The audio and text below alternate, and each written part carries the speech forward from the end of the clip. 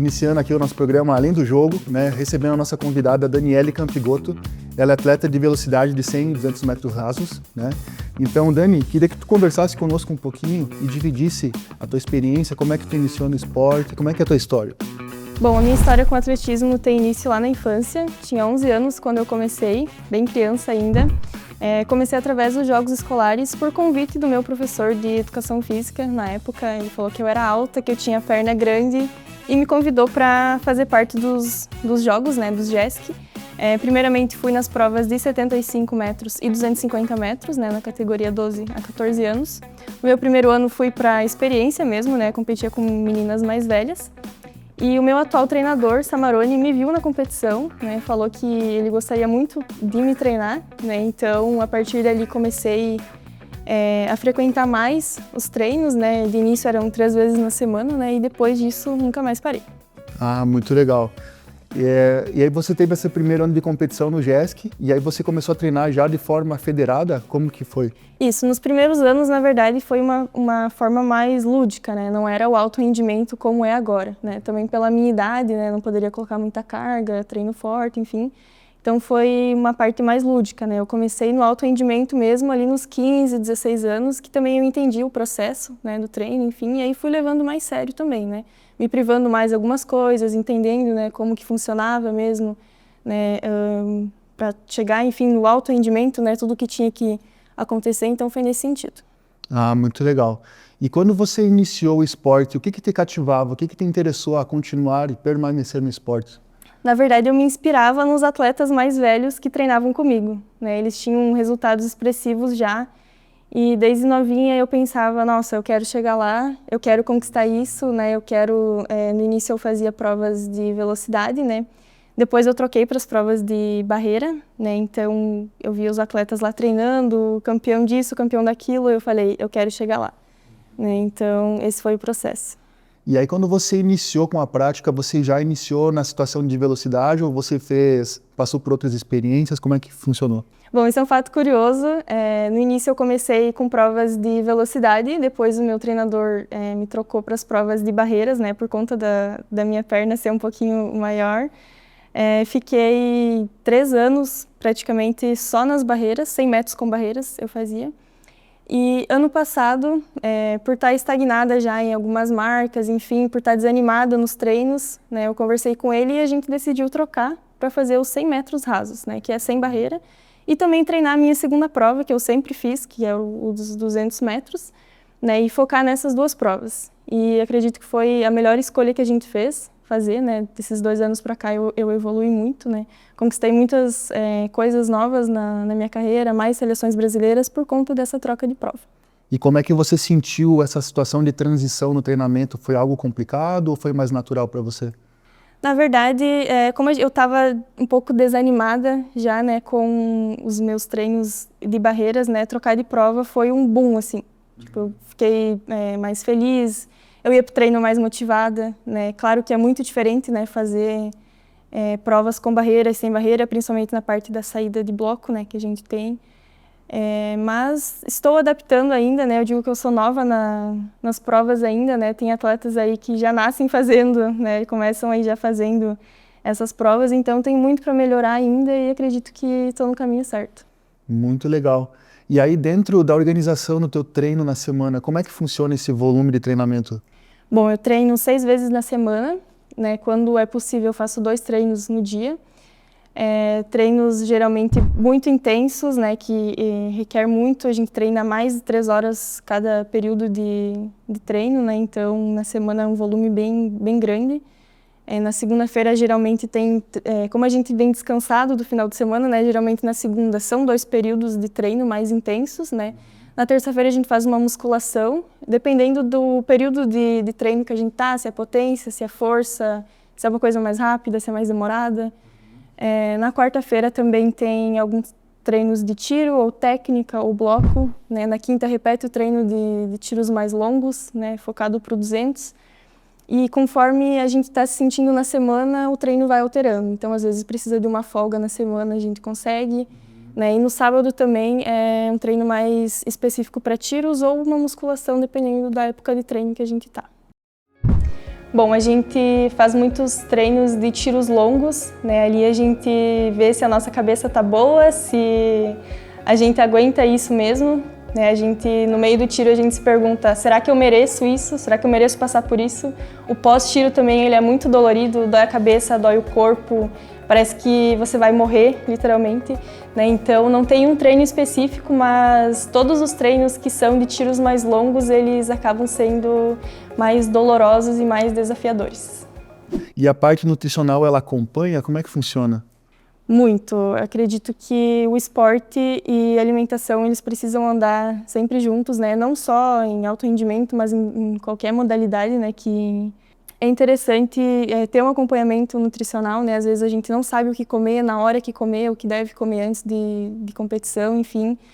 O que me ajudou muito, né? Eu estudo nutrição, né? Estou no último semestre já. Então, desde o início, eu comecei a faculdade pensando, né, nesse caso de atender atletas também, né? Me especializar nessa área.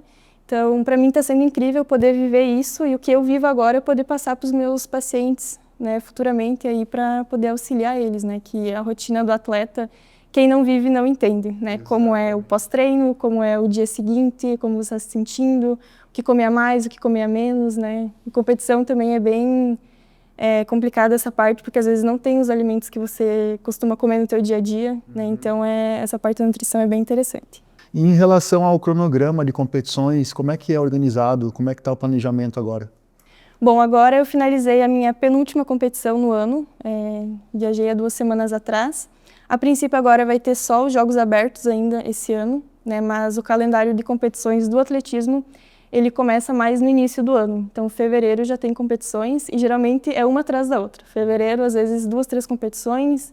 Mês passado agora fiz 3 competições no mês. Então, assim, o calendário é bem extenso, mas mais focado ali no início do ano mesmo, né? Agora a gente tem o período de base dos atletas, né, que a gente chama, para se preparar então para 2026. Muito legal. E dentro desse cronograma que é congestionado, tu sente dificuldades assim na parte de recuperação entre uma competição e outra? Como é que funciona? Muito, porque às vezes a gente tem uma carga de treino muito grande, né? Às vezes o corpo não acompanha, né? O descanso às vezes não é o suficiente, né? Dependendo da rotina, que é a rotina do atleta, né? Se trabalha, se estuda, no meu caso eu faço estágio, né? Então isso interfere bastante no desempenho dos treinos.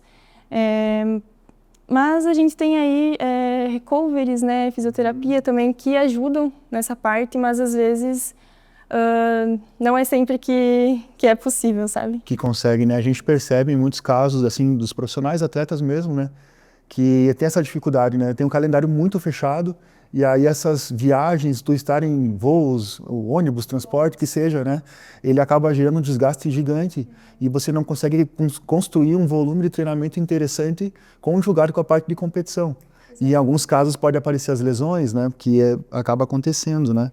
Às vezes a gente precisa sair uma semana antes da competição por conta do transporte, enfim, de como vai ser lá, se pode treinar lá ou não, né?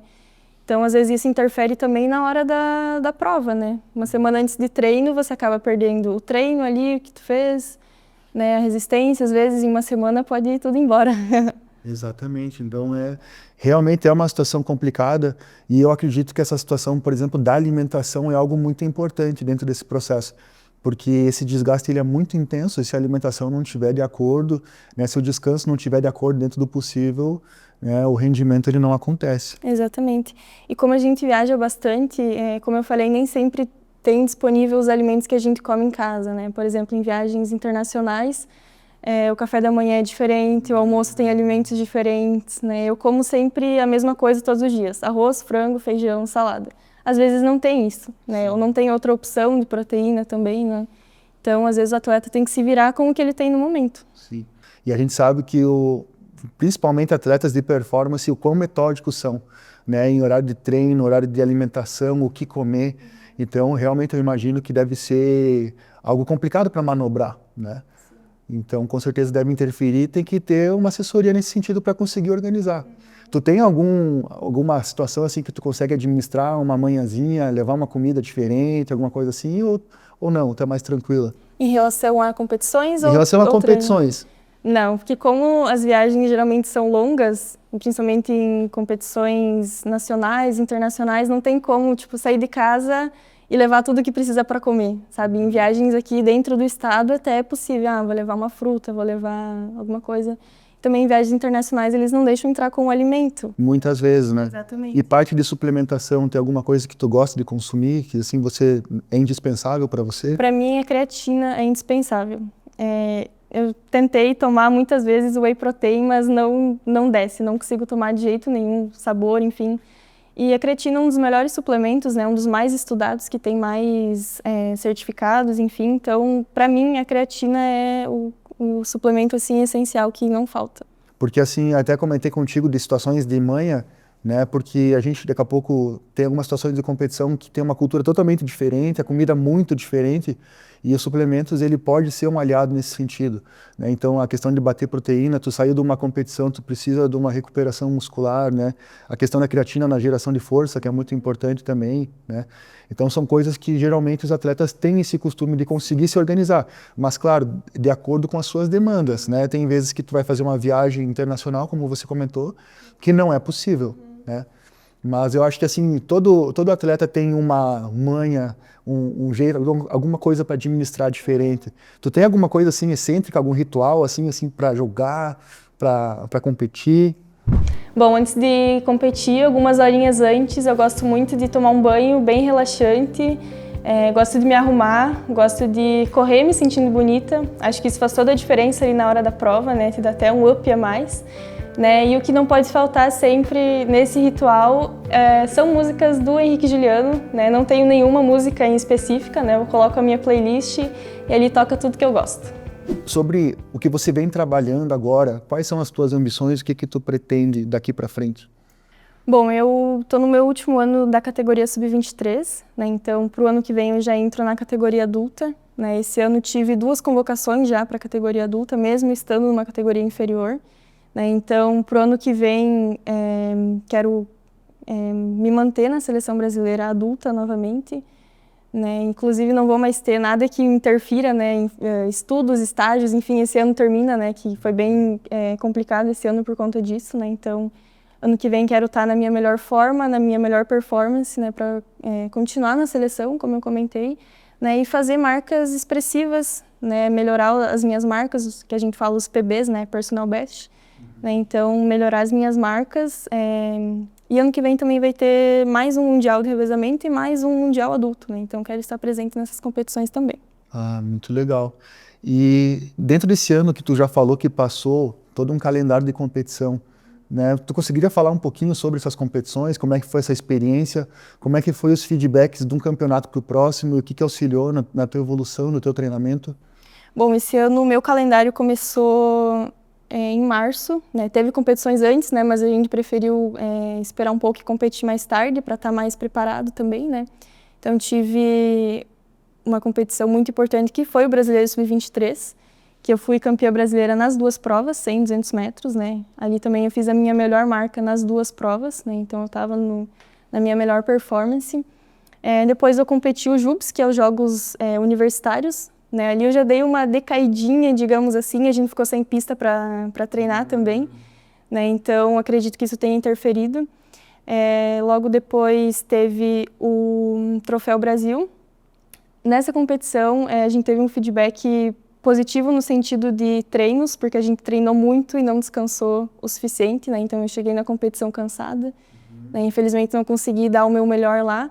E logo em seguida a gente foi agora para o PAN, onde também foi uma competição muito boa, né? O revezamento do Brasil correu muito bem, né? Eu fiz a minha prova individual também, mas não saiu como esperado, né? Não consegui correr bem ali, né? Mas isso também serve de feedback para a gente ver onde a gente errou esse ano, né? Para ano que vem consertar, para dar um período maior de descanso, né? A gente treinava ali 3 vezes na semana, 2 períodos, às vezes a folga era meio período só, né? Enfim, a gente pecou um pouco nisso, mas agora pro ano que vem, né, que a gente já tem essa experiência, então consegui melhorar nessa parte. Tu comentou, tenho 2 situações que eu acho interessante. Primeiramente essa questão assim da recuperação dentro do volume de treinamento. Você sente um cansaço maior muscular ou tu sente desconfortos em articulação, ligamento? Porque o que eu percebo, assim, na questão da periodização de alguns treinadores, às vezes eles pensam na situação de periodização, buscando aquele eixo de supercompensação, que é fisiológico, ali pensando nas 48, 72 horas de recuperação da massa muscular. Só que a gente sabe que o ligamento ele não corresponde na mesma velocidade, ele é muito mais demorado a regeneração. Então, tu sente esse cansaço muscular também ou articulações já começou a ter problemas, ligamentos? Graças a Deus, eu nunca tive problema de articulação, é realmente a dor muscular, dor pós-treino, né? Aquela fadiga muscular que só vai melhorar com o descanso. Né? Eu já tive algumas lesões importantes, mas foi da parte óssea, né? Mas parte de ligamento não. Bom, eu tive a primeira lesão em 2021, tive uma fratura por estresse na lombar e fui descobrir só em 2022. Então, em 2021 eu continuei treinando com a dor, né, mesmo sem saber o que era. Aí, em 2022, algumas situações ali me fizeram pensar o porquê que eu estava sentindo aquela dor. Aí eu fui procurar ajuda médica, né? Aí descobri a fratura na lombar. Aí fiquei 4 meses parada, sem nenhum tipo de exercício, né, realmente para cicatrizar bem. Em 2023 tive uma fratura no talos, que é assim em cima do pé, também por sobrecarga de treino. Né, mas essa eu não tive tempo de parar para conseguir recuperar, né? Então eu ia no médico, fazia sessões de fisioterapia e continuava treinando. E foi assim até que ela resolveu ir embora. O pessoal não entende, né? Mas quando a gente fala de alta performance, olha a dificuldade de você entender o que é lesão e o que é uma dor da tua rotina, né? Porque a rotina do atleta é doída, né? A pessoa que não tem a condição, a capacidade de sentir dor, não consegue performar. Não consegue. Imagina tu fazer um treino forte hoje, amanhã tu vai estar dolorida, mas amanhã você tem treino, né? Então você não pode simplesmente ficar em casa ou não treinar ou só reclamar de dor, né? Tem que treinar, tem que dar o melhor todo dia. Eu também, às vezes tem dias que, hoje, por exemplo, eu tô muito cansada. Eu voltei a treinar ontem, né? Ontem a gente fez uma musculação muito forte, mas hoje eu estava lá, fiz o treino, deu tudo certo.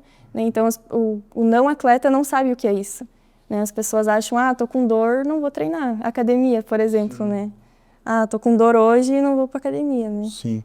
Até o pessoal que joga basquete, que anda todo com aquele jeitão, o pessoal acha que é manha, que é ginga, né? É só dor mesmo. Meu Deus. Todo dia anda de um jeito diferente, né? Por conta da dor. É verdade.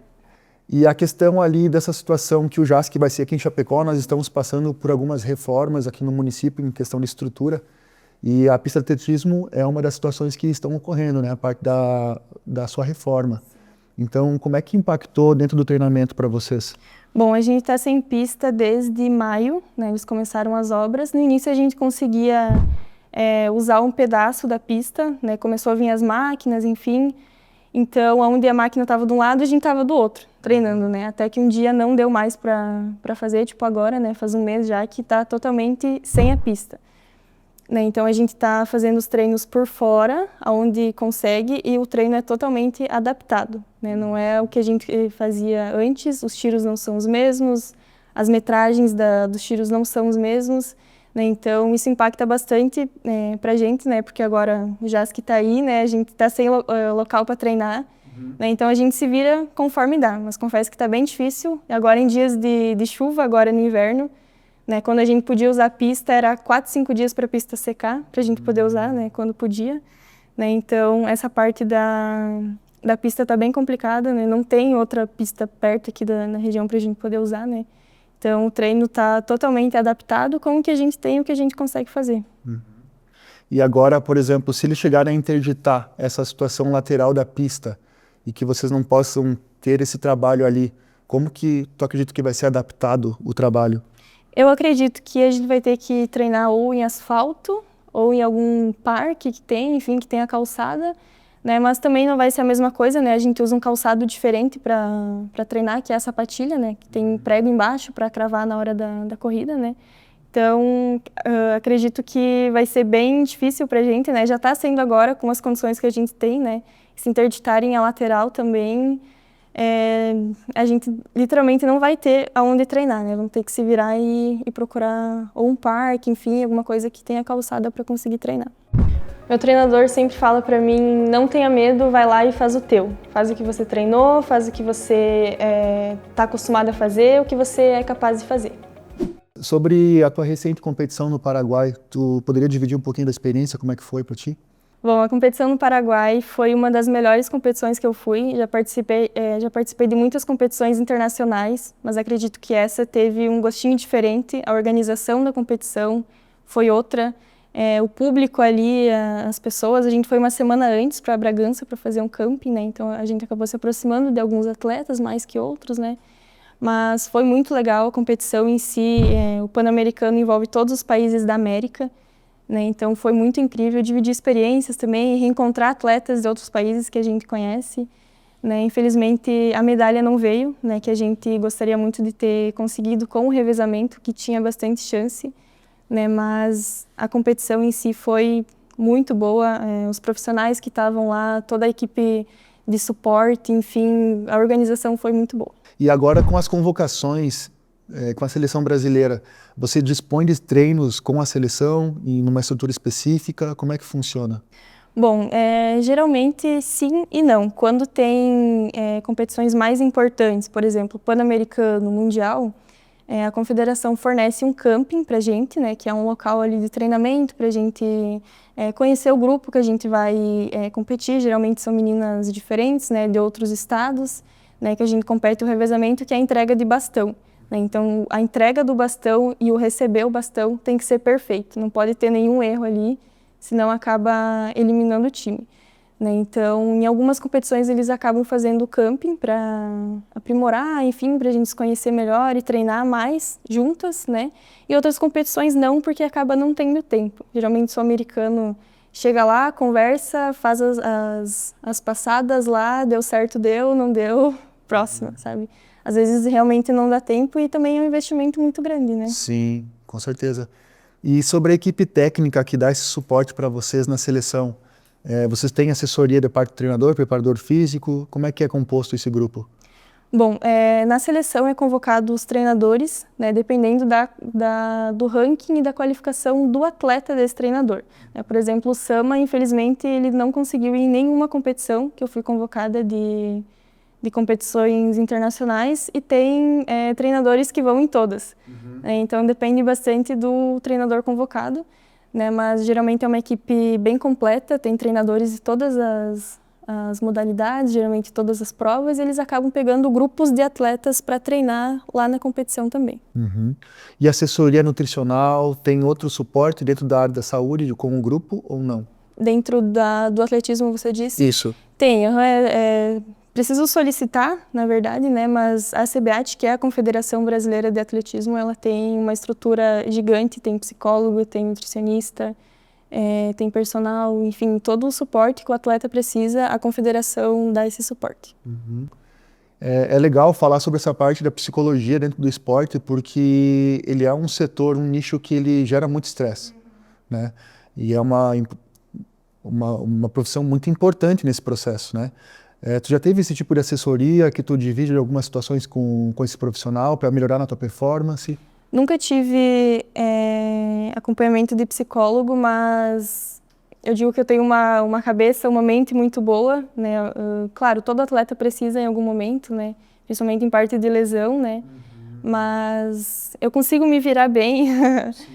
Essa questão da pressão da lesão é a mais difícil para quem é atleta, né?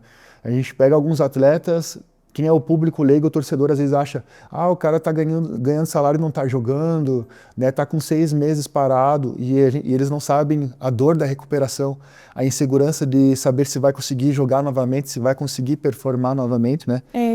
E ninguém conhece, ninguém sabe, na verdade, o que está dentro da cabeça do atleta, né? Como é a rotina do atleta, como está sendo a recuperação, quanto tempo vai ser a recuperação, né? Está tendo todo o suporte, né? Então, é muito fácil falar que o atleta não está bem ou que aquela competição ele foi mal, se ele sempre estava bem, enfim, mas ninguém sabe por trás, né?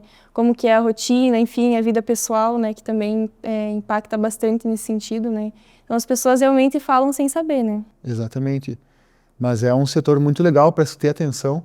e a gente percebe que existe um aprimoramento na parte do treinamento, onde muitos setores da parte física já foram abordados, claro que sempre tem evoluções, mas essa parte mais psíquica, né, parte cognitiva, é algo que vem muito desenvolvimento dentro do treinamento no esporte, né? A gente percebe muitos exercícios, treinadores que trabalham especificamente com isso, né? Acredito que dentro da tua modalidade também haja situações de trabalho como esse, tipo velocidade, tempo de reação, nessa situação de coordenação que é assim, indispensável, essa questão também do time na hora da passagem, né? Então são coisas muito importantes.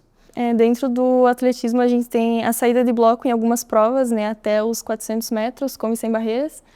E a parte do tiro, né, que é a reação do bloco em provas mais rápidas, por exemplo, 100 e 200. Se você sair mal de bloco, se você ter a reação ruim, você acaba perdendo a prova logo no bloco, né? Então, o tempo de reação ali, o escutar e já sair é muito importante, né? Eu tenho um problema ainda, como eu era das provas de barreira, eu acabava demorando um pouquinho mais para sair para acabar não queimando o tiro, né? Então agora nas provas sem barreiras e velocidade, que é o 100% ali, não dá tempo de pensar em nada, né? 1 segundo, 1 milésimo, qualquer centésimo de tempo ali é muito valioso ali na hora do tiro, importa muito. E aí dentro dessa tua transição, que tu apresentou essa situação que é uma dificuldade natural, né, da transição, né, da modalidade, dentro do teu cronograma, você tem alguma divisão específica assim, de exercícios para essa situação de velocidade de reação?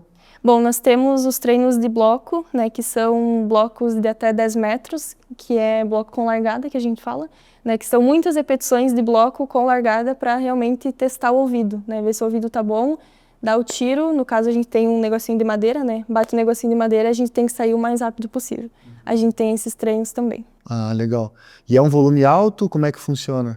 Bom, geralmente umas 3 vezes na semana a gente faz esse treino para reação e perto de competição a gente faz muitos, tipo uns 15 tiros desses por treino, assim, vários treinos na semana realmente para testar o ouvido, né, para não chegar lá no bloco, que nem a gente fala, para não dormir no bloco. Indo para uma competição uma vez, tava eu e mais um grupo de atletas, mais 3. A primeira competição brasileira que a gente fui eu, o meu treinador e mais 3 atletas, e uma dessas atletas queria ir comprar um Starbucks lá no aeroporto de Guarulhos.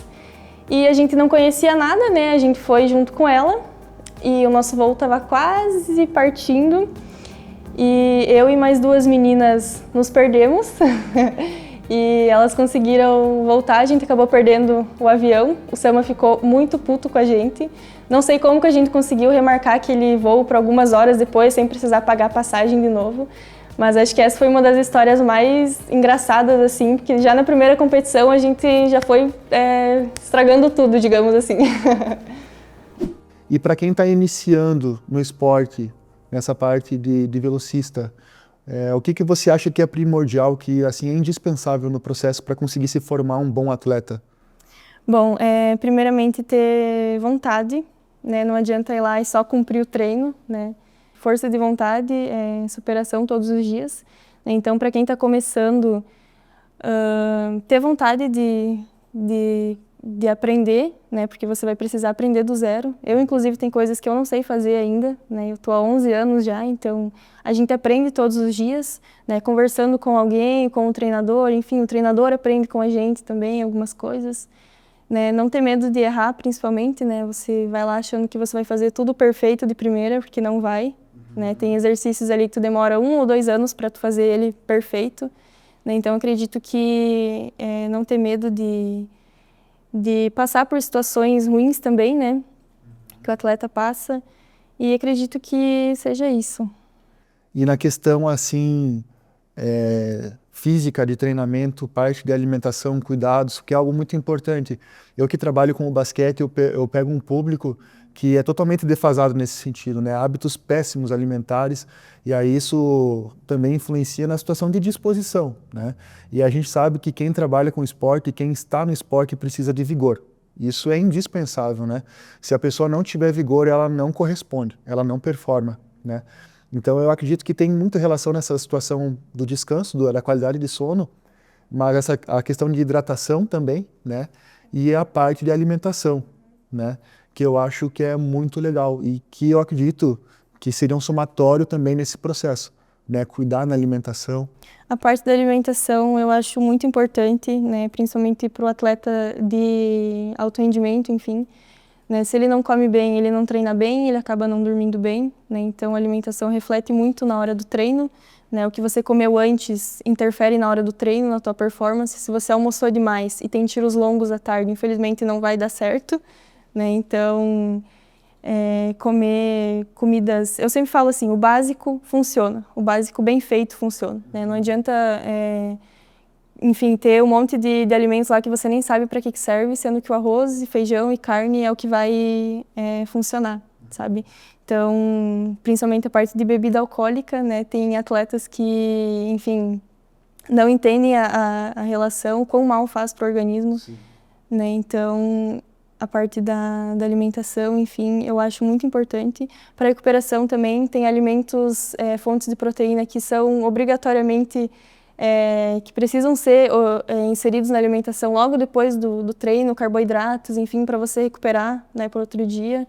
Né? Se você tem 2 treinos no dia, o teu almoço precisa ser muito bom, né? Tem que ter carboidratos aí até a próxima hora de treino, né? Então, ter esse conhecimento também ajuda muito na hora ali da alimentação no dia a dia. Sim, e por isso a importância, né, de ter um acompanhamento, né, profissional nesse sentido. Porque a gente pensa na situação de performance, mas em relação à saúde também, isso está totalmente válido. A partir do momento que a pessoa começa a ter hábitos alimentares saudáveis e atingir um nível de qualidade física, mental, tudo, a pessoa chega até a refletir como é que conseguiu viver por tanto tempo naquela condição, né? E não, é algo que não tem como voltar. E a gente percebe que tem muitas situações de hábitos assim péssimos, né? E tendo essas referências, por exemplo, que nem você que vem progredindo muito no esporte, com certeza isso vai motivar, né, muito dessa geração que está chegando agora a seguir essa linha, né, de ter esses hábitos de treinamento, treinar com vontade, essa questão de alimentação, ter tudo organizado, né, a questão de priorizar o sono também, né, e com certeza isso vai somar numa questão de performance para aquela criança, adolescente que quer ser atleta, mas para a vida também. Né? Porque assim, vai conseguir estudar melhor, vai conseguir trabalhar melhor, vai conseguir corresponder à família da melhor forma, né?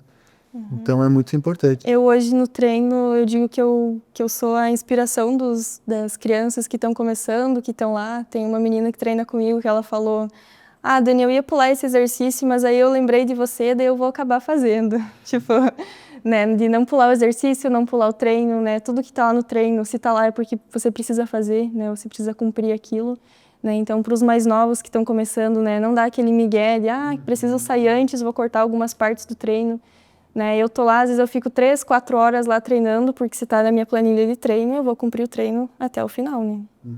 Dani, então, referente às Olimpíadas de Los Angeles, existe uma ambição da tua parte? Existe uma questão de ambição nesse sentido? Bom, é um sonho desde criança que eu tenho, né, que eu espero conseguir agora em Los Angeles, né. É um processo bem demorado, né, se você não consegue o índice, você tem que conseguir por pontos, né, então tem 4 anos aí agora para tentar fazer isso, né, mas eu quero muito estar nessas Olimpíadas, ou na minha prova individual, ou integrar novamente com um revezamento, né, que o Brasil sempre leva um revezamento para a Olimpíada, que tem muita chance de medalha, inclusive, já foi muitas vezes medalhista mundial, né, então a Olimpíada acho que é o sonho de todo atleta, né, chegar numa Olimpíada, mas é o meu sonho master, assim, que eu quero conquistar ainda. Ah, que legal. Eu penso que eu sou capaz. Se eu tô aqui é porque eu mereci estar aqui, que eu treinei, que eu me esforcei para estar aqui e que eu preciso dar o meu melhor para não chegar no final da prova e me arrepender, sair de cabeça baixa achando que eu podia ter feito melhor. Dani, referente ao teu tempo livre, teus hobbies, o que tu gosta de fazer? Bom, como a minha rotina é muito corrida, eu acabo não tendo tempo de fazer nada. Eu gosto muito de ficar em casa, descansando, dormindo, mas principalmente ter um tempo com a minha família, né, que durante a semana, com a correria, acaba não dando tempo de conversar, de tomar um chimarrão junto, enfim, né. Volume de viagens que pega A muito. gente viaja muito, fica semanas fora, né, acaba ficando longe, né. Eu tenho uma parte da minha família mora longe também, né? Então, eu gosto muito de ter esses momentos com a família, né? Enfim, até para recarregar as energias, né? E ter um tempo com os meus amigos também, que ultimamente, final de semana, ou eu fico junto com a família, ou eu fico descansando, né? Que a semana tá cansativa. Mas eu gosto muito de ter esse tempo mais produtivo, assim, até para conversar, enfim, né? Para desabafar às vezes, mas eu gosto muito desse tempo com a família. Porque a rotina de atleta, ela é uma rotina desgastante, Muito. né? Então, o que você quer, você precisa realmente, assim, reconstruir aquilo, né? Pegar, recarregar, né? Ter aquele momento de qualidade, porque a gente fica robotizado dentro de Sim, uma todos rotina. os dias a mesma coisa, né? Você acorda, no meu caso, eu já vou para o meu estágio, final do dia eu já vou para o treino, volto para casa, janto, durmo. E é assim todos os dias. Então acaba não dando tempo, às vezes nem no celular de mandar uma mensagem, às vezes não dá tempo, acaba esquecendo de responder alguém, enfim, mas é bem desgastante a rotina, mas claro, eu sempre digo que tudo isso vale a pena no final. Sim, é um preço, né? É o preço que se paga. É isso aí. Eu até lembrei uma situação de um colega meu de faculdade, ele era atleta de natação, e o pessoal ansioso para chegar o verão, para ir para a piscina confraternizar, e ele só queria se esconder, porque nada de piscina, vivia o dia inteiro na piscina, né? Então, são coisas que dentro da modalidade a gente sente, né? Que tem uma demanda muito grande e a gente precisa ter uma contrapartida de descanso por essa parte, né? As pessoas falam, não vejo a hora de chegar o final do ano para viajar, né? Eu quero chegar ao final do ano para ficar em casa. Né? Durante o ano a gente quase não fica em casa, né? Por conta das viagens, enfim. Então, final do ano, ninguém me convida para nada porque eu não vou. Exatamente. Eu jogo basquete, né? Hoje já venho desacelerando na situação de atleta, mas trabalho com a parte de treinamento. Mas eu me lembro muito da minha formação na minha base, quando eu tinha na faixa dos meus 14 anos ali, que eu competia na minha categoria e nas categorias acima até o adulto já, né? Porque na época poderia acompanhar a equipe adulta com 14 anos já. E eu viajava todo final de semana. E realmente chegava o final do ano, assim, o pessoal querendo viajar, eu só queria ficar com a minha família. Durante a semana, dentro das brechas dos treinos que eu tinha, que também era um volume muito alto, né? Eu queria minha família, né? Eu acho que é meio natural do atleta, eu acho que a tendência é buscar E até isso, né? acredito que se aproximar mais da família por conta disso, né? Às vezes, tipo, o atleta novinho ali, às vezes não vê a hora de sair de casa para ir pro treino, porque não aguenta mais a família. Né? O atleta mais velho não vê a hora de voltar para casa para ver a família, enfim, ficar junto, porque acaba não dando tempo, né? Na correria aí do dia a dia. Sim. E para te ver, pelo menos no meu ponto de vista, como o esporte ele consegue auxiliar nessa formação de valores, né? De você prezar pela rotina, né? Prezar pela disciplina, pela persistência, a educação, né? O vigor, que eu acho muito importante na geração de hoje. Então, a pessoa com vontade, com ambição, né? E essa situação de valorizar a família, né? Às vezes tu pega um caso do menino que quer ser mais livre, ele é exposto à realidade de competição, porque você tem que se virar, você vai viajar, tu está na supervisão de profissionais, né, treinadores, que é excelente, mas não é a tua família, né? E aí você tem que enfrentar uma realidade diferente, você dormir fora de casa, você está num ambiente hostil que é a competição, porque não vem falar para mim que a competição é um ambiente tranquilo, que felicidade estar competindo. A gente sente felicidade em competir, mas ele é um ambiente hostil, né? Então, eu acho que molda muito essa situação de valores, né, dentro dessa geração que está chegando agora, como as outras que já passaram também, né? O esporte ele traz muito essa situação de formação. Eu sempre digo que eu amadureci muito, né, com o atletismo em si, com o esporte. Eu comecei bem novinha, com 11 anos, né? Eu era uma criança ainda. Precisei viajar sozinha muitas vezes, né? 14, 15 anos, então eu amadureci muito, principalmente em saber me virar sozinha, né, de não ter sempre alguém junto ali, não ter o pai ou a mãe junto, né, então o atletismo me moldou como pessoa também, né, mas essa parte de me virar sozinha, de não depender de ninguém, acredito que tenha sido muito importante para mim, né, até pelo meu processo aí de formação, as minhas escolhas também, né, então isso mudou bastante para mim. Com certeza. E até puxando, aproveitando esse gancho, a tua primeira viagem internacional foi com qual idade? Eu tinha 19 anos. 19? Foi para onde? Foi para Lima, no Peru. E como é que foi essa experiência? Bom, era a minha primeira competição internacional, né? Antes nunca tinha participado. E naquele mesmo ano também, Tive mais 2 convocações para competições internacionais, mas essa em específico, a de Lima, foi um sul-americano sub-20. Né? Como foi a minha primeira competição, eu estava bem perdida, assim, enfim, mas foi bem marcante porque eu consegui ser campeã sul-americana, né? A primeira viagem internacional, minha primeira competição, numa prova que era os 100 metros com barreiras ainda que eu fazia, né? Então essa competição para mim é uma das mais marcantes, né? Por conta disso, por ser a minha primeira competição, por eu estar lá, digamos assim, sozinha, né? Tinha as outras pessoas, mas aqui do meu círculo, o treinador, enfim, não estavam juntos, né? Então para mim foi bem especial essa competição. Que legal. E tu sentiu dificuldade na hora de exercer a prova pela questão do oxigênio?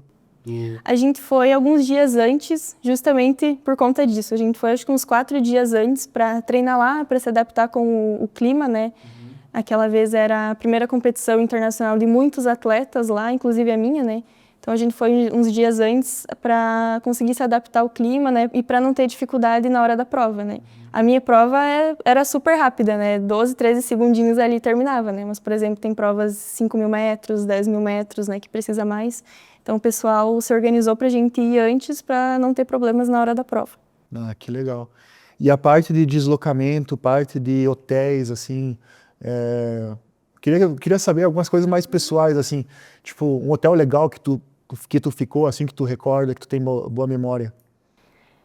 Um hotel legal, acho que foi um hotel na África. Eu fui pro Quênia, no Mundial.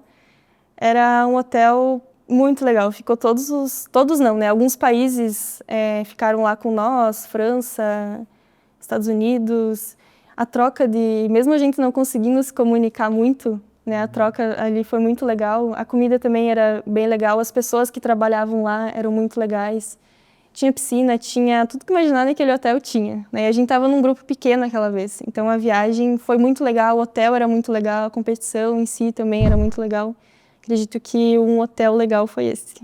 E alguma situação, assim, inusitada, algo diferente que tu percebeu em alguma das viagens que tu poderia dividir com a gente? Parte da alimentação, chegou a algum lugar que era algo muito diferente?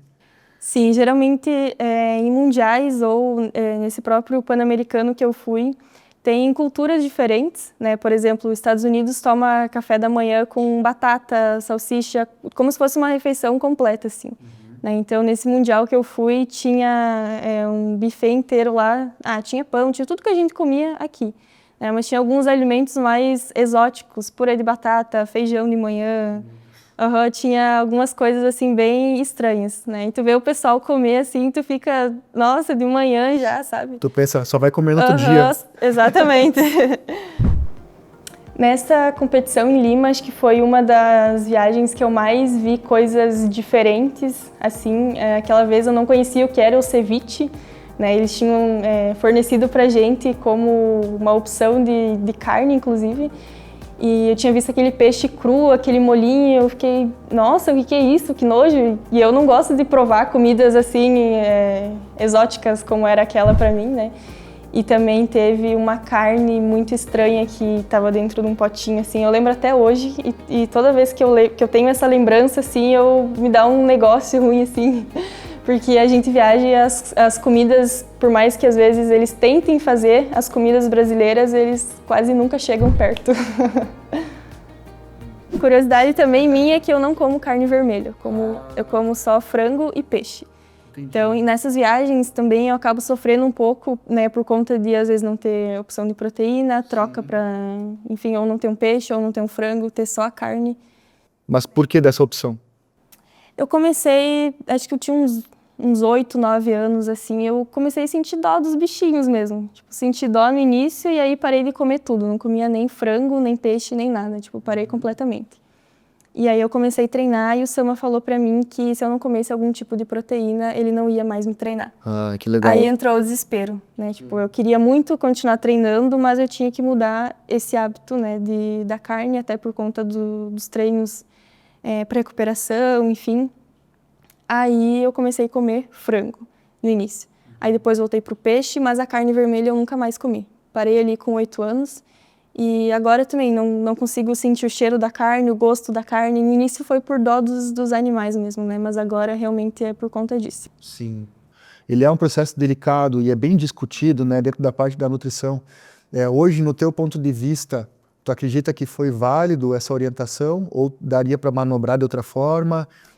Bom, com 11 anos eu não tinha muito conhecimento também, né, do que comer e do que não comer, né, então o Samu me auxiliou aí nesse processo, né, ele falou que era indispensável comer algum tipo de proteína, né, então acredito que se eu mantesse nessa linha de não comer nenhum tipo de proteína, ou eu estaria lesionada, ou eu não teria continuado, ou ele mesmo teria me abandonado, né, não teria me Não treinado. teria crescido tudo que poderia? Exatamente. Só que hoje ainda eu sempre falo, se eu comesse carne seria tudo mais fácil, né? Até para bater a meta de proteína, até em competições, às vezes que não tem o frango disponível ali, né? Acabo sofrendo um pouquinho, mas eu acho que eu não volto mais a comer carne. Não, legal. E é uma curiosidade porque eu tenho certeza que tem outras pessoas, outros atletas que passam por essa situação, né? E existe essa preocupação nutricional, realmente, né, de você bater os macros, bater os micros, e para você conseguir ter essa recuperação e essa performance. Eu já peguei casos de atletas que optaram também pelo não consumo da carne, e só que não tinha essa orientação de o que eu poderia manobrar para suprir aquilo, né? E eu tenho certeza, impactou na questão assim de performance, tu percebia uma pessoa mais letárgica, né? Porque eu peguei bem essa transição de estar consumindo e parar de consumir, né? E entre outros fatores que acontece, né? Eu respeito essa situação dessa escolha, eu acho válido, mas pensando em saúde, pensando em performance, principalmente, tem que manobrar, né? Tem que buscar manobras. E, por exemplo, o whey protein poderia ser uma manobra e para ti não vai. Não consigo. Meu Deus. Eu sempre falo que nem da carne, tudo seria mais fácil se eu comesse carne, se eu conseguisse tomar whey, né? Mas eu consigo em proteínas vegetais também, como muito feijão, grão de bico, lentilha, como frango também, o peixe, mas ainda falta um pouquinho, sabe? Eu sinto que eu poderia até, enfim, a performance ser melhor se eu conseguisse ou bater a meta de proteínas ou comer a carne mesmo em si, mas para mim não é uma escolha comer, então eu acabo ficando nisso E mesmo. eu até imagino que deve ter uma certa dificuldade, porque como tu tem um volume grande no treino, às vezes tu fazer refeições um pouco mais pesadas de proteína te dificulta na parte do treinamento, né? Geralmente, agora no inverno eu estava treinando à tarde, né? Porque de manhã lá no Verdão é muito frio, né? Então eu tomava café e no almoço ou comia uma quantidade grande de comida dependendo do treino, né? Mas sentia ali um desconforto à tarde, porque, né, se tu almoça meio-dia, o corpo vai terminar de digerir aquilo às 4 e pouquinho da tarde, né? 2 horas eu estava treinando. Então, nesse sentido, assim, é mais complicado. Mas aí e também na janta, né? Não pode comer um volume muito grande de comida ali na hora antes de dormir, porque também vai interferir no sono. Sim. Né? Então, essa parte é um pouquinho complicada. Mas agora dos treinos, quando voltar para o período da manhã, acredito que vai melhorar essa parte também. E a importância das possibilidades de encaixar a suplementação nesse sentido, né? Para conseguir deixar mais leve essa situação da digestão, né? E conseguir performar nos treinos e competição, né? Eu vejo a suplementação como um grande aliado nesse sentido, principalmente nessa parte de preparação, mas nas competições também. Eu, quando participo das competições, que eu não sei aonde que eu vou consumir as minhas refeições. Ou que horas você vai consumir, ou que horas que eu vou consumir, eu geralmente levo meu whey junto, e aí a parte de gordura e carbo eu consigo organizar de melhor forma, né? Mas a proteína geralmente é um ponto mais delicado. Às vezes, tu já passou por isso, a gente vai almoçar em restaurantes que, enfim, tem o cuidado com a comida às vezes não é como um atleta se cuida, né? Na questão de sódio, na questão de Até de a própria gordura. fritura, né? Às vezes a única proteína ali é uma proteína frita, né? Então, tem essa questão dos rebotes, né, da parte de retenção, que eu acredito que vocês também devem passar. Dentro do basquete, a gente também busca trabalhar com um perfil mais magro, físico, né? Então, a gente busca ter uma massa muscular, mais perfil de gordura o mais baixo possível para poder ter esse atleticismo. E eu me coloco muito no lugar também do pessoal das lutas que tem que bater peso. Sim. Então, às vezes, eles chegam para a competição um dia antes de fazer a pesagem e aí a parte de alimentação não acompanha, né, o que eles precisam entregar, né? E essa parte de suplementação é um facilitador gigante. Muito. Dentro do atletismo até não é tanto, porque dependendo da modalidade que você faz, o teu corpo é diferente, né? Geralmente os velocistas mais magros e mais secos, né? Os saltadores de altura mais altos e mais secos também, já os arremessadores, lançadores, geralmente um pouquinho mais, não digo gordinho, assim, um pouquinho mais forte, sabe? Então, tem que ter o cuidado, claro, com a alimentação, mas não que nem no basquete, enfim. Cada modalidade ali tem as suas particularidades. E dentro do atletismo, o que tu percebe, assim, das categorias, modalidades que teriam mais dificuldade ou menos dificuldade de alimentação, dos cuidados, assim? Eu acredito que tem dois casos. O nosso, que a gente pode comer muito e não engordar, ou eu tenho dificuldade de ganhar... Que maravilha! Eu tenho dificuldade de ganhar peso, né? E tem essa parte dos arremessadores aí que eles comem bastante e ao mesmo tempo eles ganham bastante peso, né? Então às vezes é difícil manter, ou comem muito, engordam muito e próximo da competição ali não está no bom rendimento, tem que baixar peso de algum jeito, né, para tu conseguir se manter. Então tem essas particularidades, né? Geralmente a força ali interfere muito ou na hora do lançamento, na hora do tiro, enfim. É legal essas curiosidades. Eu me interesso muito porque eu pego, por exemplo, situações do basquete. A gente geralmente, né, isso depende de cada treinador, a forma que prescreve, e muita situação também do cronograma de competições, como é que estava o volume de treinamento, mas a gente gosta de fazer geralmente uma situação de diminuir a quantidade de carbo, assim, vamos pensar, 3 dias antes da competição. Os 2 primeiros dias reduz bastante, depois no último ele compensa, né, para glicogenar só, e aí jogar. Sim. Né? E não dá para errar a mão. Né? Eu acho que assim, enquanto às vezes o atleta ele leva tão certinho a alimentação, e aí o cara pensa, não, vou comer um pouquinho mais para mim estar com mais energia. Às vezes dá um rebote, o cara tá pesado no outro dia. E quando a gente fala de peso, até por isso que eu comento, é uma situação que não influencia só na performance, mas sim na recuperação. Porque 1 quilo a mais é 1 quilo a mais sobre as articulações, sobre os ligamentos, né? É por isso que o atleta de 100, 200 metros, ele não pode ser muito pesado, né? Para você colocar a tua massa muscular em velocidade, né? Quanto mais pesado você estiver, mais demorado vai ser, né? Então, não é o recomendado, sei lá, os homens acima de 80 e poucos quilos já não é muito recomendado, sabe? As mulheres, eu sou um perfil diferente do 100, as mulheres velocistas geralmente são mais baixinhas, né? Baixinhas e mais entroncadinhas. Eu sou ao contrário, eu sou alta e magra. E quais as vantagens e desvantagens dentro desse teu condicionamento físico, né? Desse teu perfil morfológico? Bom, a vantagem é que a minha perna é maior, eu dou uma passada enquanto elas dão 2, né? Tipo, eu acabo desgastando menos, né? E a vantagem delas é que elas têm mais velocidade, né? Tipo, elas fazem muito mais rápido, né? O meu tiro é assim, o delas é assim. E a parte da arrancada tem interferência? Tem no bloco, né? As pessoas mais altas têm um pouco de dificuldade para sair do bloco por conta do tamanho, do comprimento das pernas, né? De se ajeitar, enfim, sair. Elas não, tipo, elas são mais pequenininhas, é muito mais fácil. Acho que o Bolt, né, tem uma situação assim. Tem um perfil mais alto também. Que ele é mais lento na saída. Isso, e depois ele compensa no final. Ele dá um pega que ninguém segura. Interessante. Um perfil diferente. E essa parte de suplementação também diferencia dentro dos atletas? Creatina, acredito que é indispensável para todos, né?